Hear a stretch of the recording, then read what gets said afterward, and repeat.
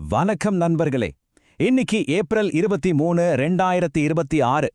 வாங்க, Nifty market திறக்கிறதுக்கு முன்னாடி இன்னைக்கான ப்ரீ மார்க்கெட் நிலவரத்தை ஒரு அலசல் பார்த்துடலாம்.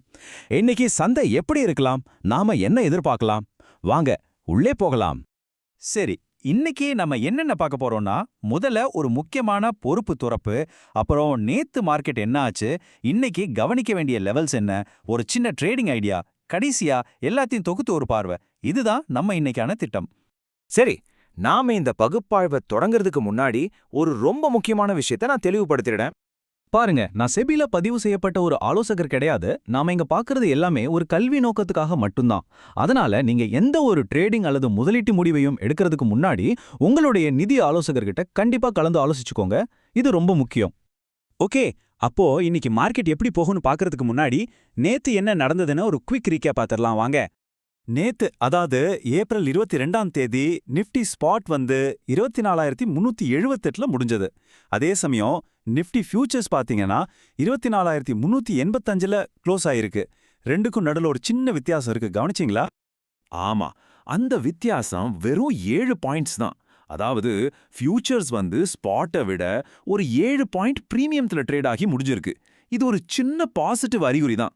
ஆனா 7 பாயிண்ட்ஸ்ங்கிறது ஒரு பெரிய வித்தியாசம் இல்ல. அதனால மார்க்கெட்ல வாங்குறவங்களுக்கும் விக்கிறவங்களுக்கும் நடுவுல கிட்டத்தட்ட ஒரு சமநிலை இருக்குன்னே நாம எடுத்துக்கலாம்.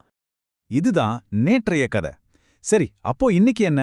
இன்னைக்கு நாம உன்னிப்பா கவனிக்க வேண்டிய சப்போர்ட் மற்றும் ரெசிஸ்டன்ஸ் லெவல்ஸ் என்னென்னு இப்ப பார்க்கலாம். இன்னைக்கு டேட்டாவை வச்சு பார்க்கும்போது மார்க்கெட்டோட மேல் எல்லை, அதாவது ரெசிஸ்டன்ஸ் 24,607ஆக இருக்க வாய்ப்பு இருக்கு. அதே மாதிரி கீழெல்லை, அதாவது சப்போர்ட் 24,148ல இருக்கு. ஸோ பெரும்பாலும் இன்னைக்கு மார்க்கெட் இந்த ரெண்டு நம்பருக்குள்ள தான் சுத்திட்டு இருக்கோம்னு நாம எதிர்பார்க்கலாம். ஓகே, இந்த முக்கியமான லெவல்ஸை மனசுல வச்சுட்டு இன்னைக்கு ஒரு எளிமையான வர்த்தக யுக்தியை பத்தி பார்ப்போமா? இன்னைக்கு நம்ம கவனம் அட் தி மணி, அதாவது ஏடிஎம் ஸ்ட்ரைக்கல் மேல இருக்கலாம். குறிப்பா சொல்லணும்னா 24,350 மற்றும் 24,400. சந்தையோட நகர்வை பொறுத்து இந்த ஆப்ஷன்கள்ல 7 பாயிண்ட்ஸ்ல இருந்து கிட்டத்தட்ட 229 பாயிண்ட்ஸ் வரைக்கும் ஒரு பிரீமியம் மூமெண்ட் கிடைக்க வாய்ப்பு இருக்கு. ஆனா இதுல ரொம்ப முக்கியமான விஷயம் என்னன்னா, எந்த ட்ரேட் எடுத்தாலும் சரி குறைஞ்சது 25 பாயிண்ட் ஸ்டாப் லாஸ் வச்சுக்கிறத நம்மள பாதுகாக்கும். இதை மறக்கவே கூடாது. சரி, நாம இப்போ பார்த்த எல்லாத்தையும் ஒரு தடவை சுருக்கமா டக்குன்னு ரிவைஸ் பண்ணிடலாம் வாங்க. ஞாபகம் வச்சுக்கோங்க, ரெசிஸ்டன்ஸ் 24,607, சப்போர்ட் 24,148, நம்ம டார்கெட் பண்ற ஸ்ட்ரைக்ஸ் 24,350 மற்றும் 24,400. எதிர்பார்க்கிற நகர்வு 7ல இருந்து 229 பாயிண்ட்ஸ் வரை. கடைசியா ஆனா ரொம்ப முக்கியமா ஸ்டாப் லாஸ் 25 பாயிண்ட்ஸ். இந்த நம்பர்ஸை மனசுல வச்சுக்கோங்க. பாருங்க, இந்த எண்களும் யுக்தியும் நமக்கு ஒரு வழிகாட்டி மாதிரி தான். ஆனா மார்க்கெட் நம்ம கட்டுப்பாட்டுல இல்லையா? அது அதோட போக்குல தான் போகும். அதனால இன்னைக்கு நாம யோசிக்க வேண்டிய முக்கியமான கேள்வி இதுதான்.